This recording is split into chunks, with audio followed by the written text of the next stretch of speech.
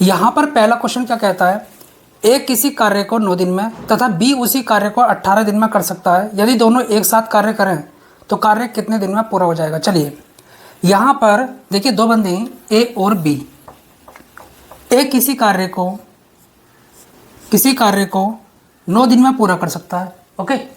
B उसी कार्य को कितने दिन में, 18 दिन में पूरा कर सकता है। अब यहाँ पर ये देखेंगे टोटल वर्क है कितना, कुल कार्य। देखिए जो भी आपको दिनों की संख्या दे रखी है इनका एलसीएम लो, तो एलसीएम कितना आएगा, 18, ओके। जो ये एलसीएम होता है इसी को कहते हैं टोटल वर्क, कुल कार्य, टोटल वर्क, ओके। अब यहाँ पर ये देखना होगा ए की इफिशियंसी क्या है, ए एक दिन में कितने यूनिट कार्य कर रहा है। 18 को 9 से डिवाइड करो तो कितना आएगा, 2। तो देखिए ए जो है एक दिन में 2 यूनिट कार्य कर रहा है। अच्छा बी की इफिशियंसी देखेंगे, बी एक दिन में कितने यूनिट कार्य कर रहा है। 18 को 18 से डिवाइड करोगे तो 1 आएगा। तो बी एक दिन में 1 यूनिट कार्य कर रहा है। दोनों मिलकर एक दिन में कितने यूनिट कार्य करेंगे, देखिए 2 और 1 3। अब यहाँ पर कहता है दोनों एक साथ कार्य करें तो कितने दिन में पूरा कर लेंगे। चलिए टाइम निकालना आपको, तो कैसे निकालते हैं, total work divided by efficiency. तो यहाँ पर कितना आएगा, 6। तो देखिए दोनों मिलकर उस कार्य को 6 दिन में निपटा देंगे। ऑप्शन सी आपका बिल्कुल करेक्ट है। कि ये जो क्वेश्चन है अपने आप में एक यूनिक क्वेश्चन है, बेहतरीन तरीके से करेंगे। राकेश, सुरेश और मोहन क्रमशः 10 दिन, 12 दिन, 15 दिन में कोई काम कर लेते हैं। यदि तीनों एक साथ काम करें तो पूरा काम कितने दिन में समाप्त हो जाएगा। चलिए कैसे निकालेंगे, देखिए यहाँ पर 3 बंदे, राकेश, ओके, और सुरेश और कौन है, मोहन। राकेश किसी काम को 10 दिन में निपटा देता है, सुरेश उसी काम को 12 दिन में और मोहन उसी काम को 15 दिन में निपटा देता है। अब यहाँ पर ये देखेंगे टोटल वर्क है कितना, कुल कार्य। कैसे निकालेंगे, जो भी दिनों की संख्या दे रखी है इनका एलसीएम लो, तो इनका एलसीएम क्या आता है, 60। जो ये एलसीएम होता है इसी को कहते हैं टोटल वर्क, ओके, कुल कार्य। चलिए अब यहाँ पर ये देखेंगे राकेश की एक दिन की इफिशियंसी क्या है, कितने यूनिट कार्य कर रहा है। 60 को 10 से डिवाइड करो कितना आएगा, 6। तो राकेश एक दिन में 6 यूनिट कार्य कर रहा है, ओके। ये कौन है, सुरेश। सुरेश एक दिन में कितने यूनिट कार्य करेगा, 60 को 12 से डिवाइड करो 5। तो ये एक दिन में 5 यूनिट कार्य कर रहा है। 15 चौका 60। तो मोहन एक दिन में 4 यूनिट कार्य कर रहा है। तीनों मिलकर एक दिन में कितने यूनिट कार्य करेंगे, रमेश, सुरेश और मोहन, ओके। एक दिन में 6, 4, 10 और 15, ठीक। अब यहाँ पर हमको निकालना है टाइम। कैसे निकालेंगे, total work divided by efficiency. 15 चौका 60। तो देखिए तीनों मिलकर उस कार्य को 4 दिन में निपटा देंगे।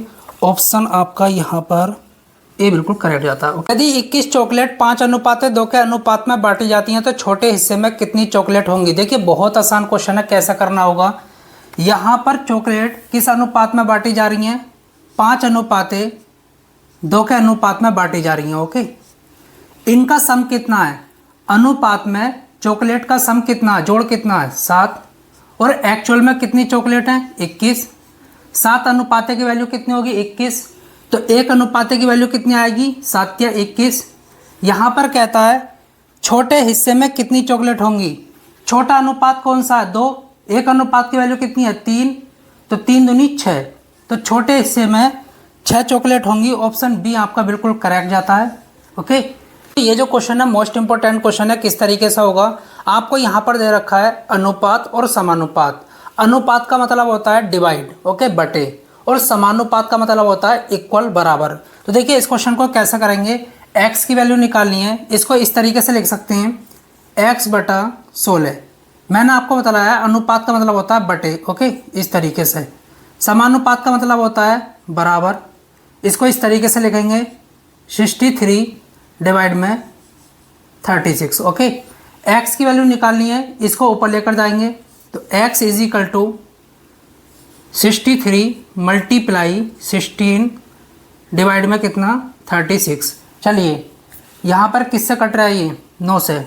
9 चौक 36, 9 सत्ते 63, 4 चौक 16, 7 चौक 28। तो x की वैल्यू क्या होगी, 28, ओके।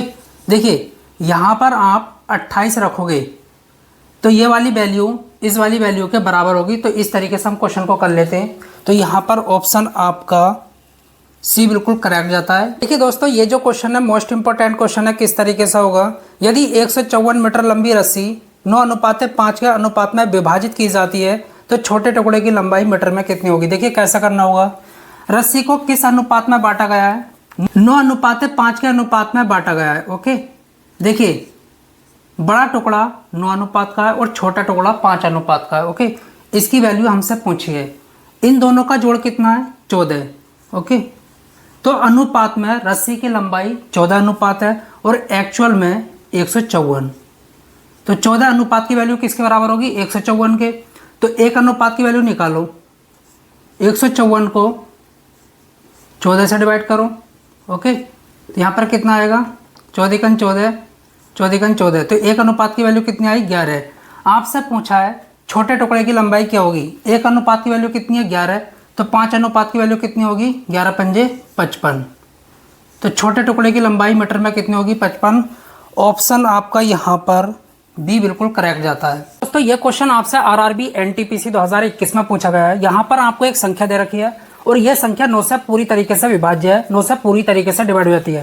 देखिए पूरी तरीके से डिवाइड होने का मतलब यह है, जब हम इस संख्या को 9 से डिवाइड करें तो शेषफल 0 है, रिमाइंडर 0 है।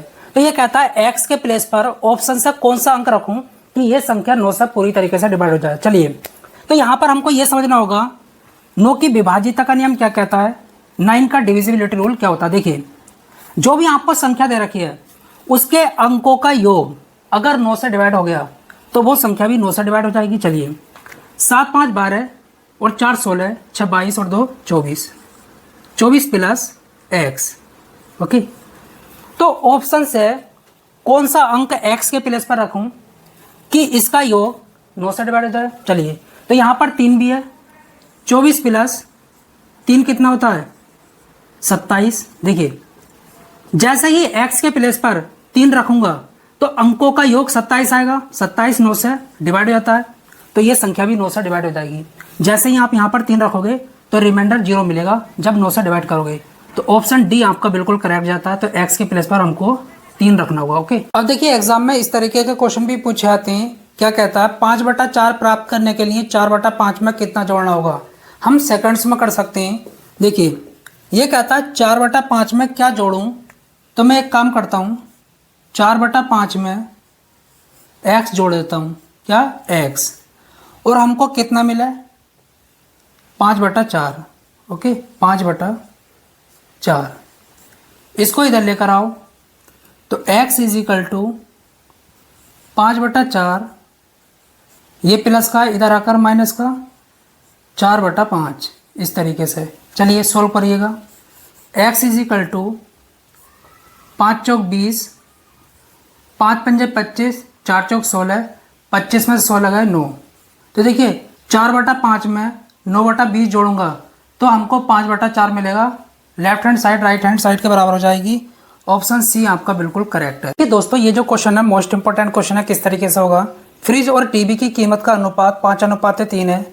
यदि फ्रिज की कीमत टीवी से 5500 अधिक है तो फ्रिज की कीमत क्या होगी। कैसे करना होगा, यहाँ पर फ्रिज और टीवी का अनुपात दे रखा है, कितना, 5:3। देखिए फ्रिज की कीमत टीवी की कीमत से अनुपात में कितनी ज़्यादा है, 2 ज़्यादा है। और 2 की वैल्यू दे रखी है आपको कितनी, 5500। ओके, तो 1 अनुपात की वैल्यू कितनी होगी, डिवाइड करो। यहाँ पर 2 दूनी 4, 2 सत्ते 14, बचा 1, 2 पंजे 10 और 0। ओके, तो 1 अनुपात की वैल्यू कितनी आई, 2750। आपसे क्या पूछा है, तो फ्रिज की कीमत क्या होगी। अच्छा, फ्रिज का अनुपात क्या है, 5, 1 अनुपात की वैल्यू इतनी है तो 5 से गुणा कर दो। यहाँ पर 5 0 0, 5 पंजे 25 का 5, 2, 5 सत्ते 35 और 2 37। ओके, 3, 5 दूनी 10 और 3 13। ओके, 13750। ऑप्शन सी आपका बिल्कुल करेक्ट जाता है। तो इस तरीके से हम क्वेश्चन को कर लेते हैं। इसका जवाब आप कमेंट बॉक्स में दीजिए।